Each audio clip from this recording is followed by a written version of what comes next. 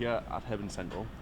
Why has it been called Hebburn Central? It's just been recently named. Why has it been called that? We had various ideas what to call it, and the Hebburn Central came from the fact it is in the centre, and it was the Hebburn Central was the best one that came out. So that's the one we've chosen.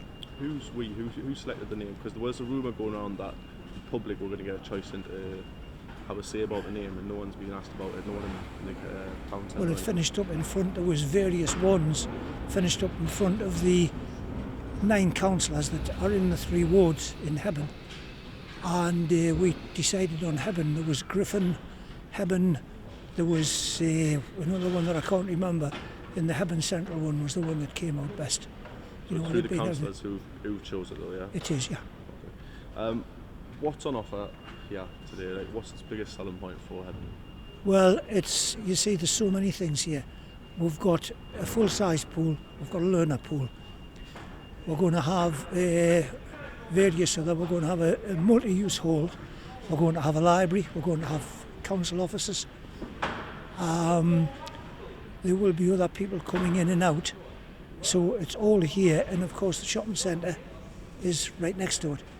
So it really is a central place.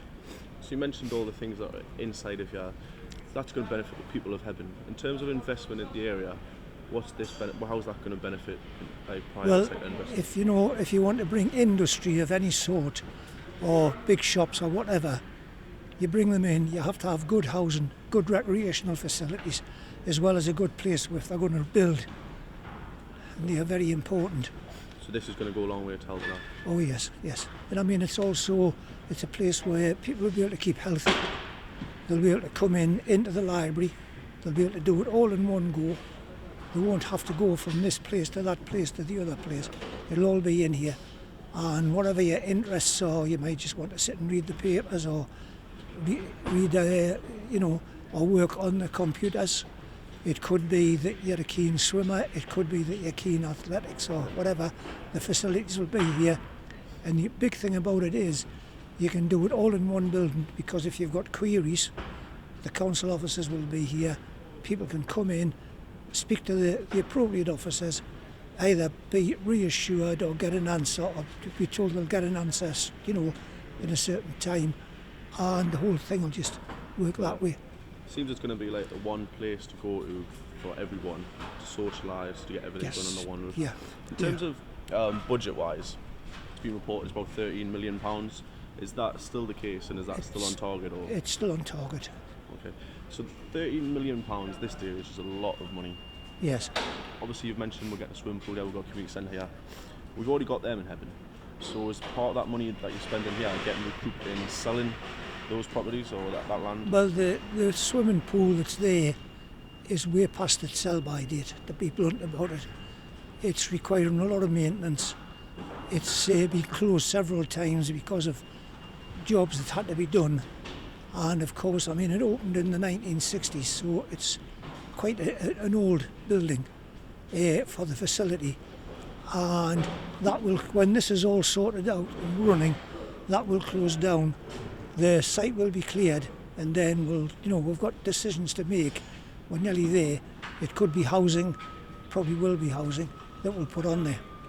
Okay, so there's no decision being made yet as to what them sites are going to be. What about the community centre as well? Is that exactly the same? The old community centre? Yeah, well, that's this again, it's 60s building. It requires a lot of maintenance. That'll come down. And in that area, you see, there's already industry there, there's already houses there, so we can use it for, light industry for that sort of thing. But in terms of selling them on and making some money back for the council, no decisions being made?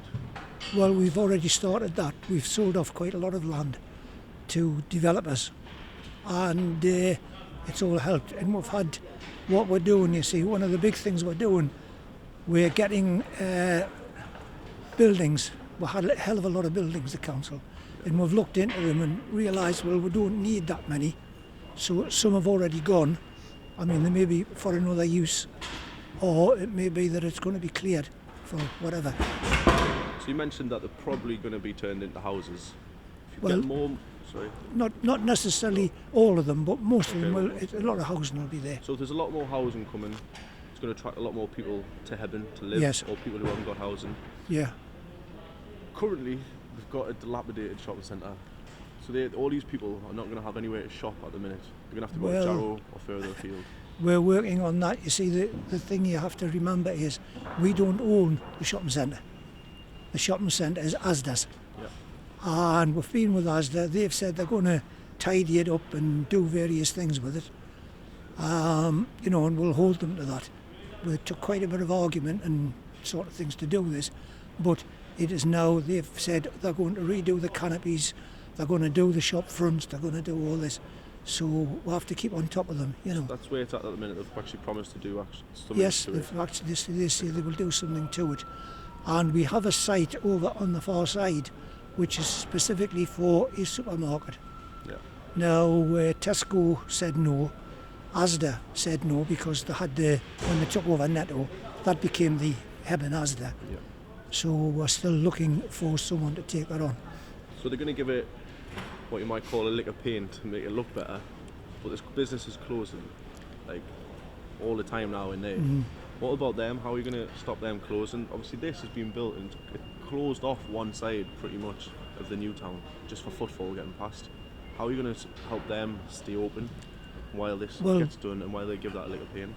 Well, you know, we do everything we can to help, but it's not, you know, it's not just in South Tyneside. It's throughout the country. Shops are closing because people shop online now. Yeah. They don't go to shops.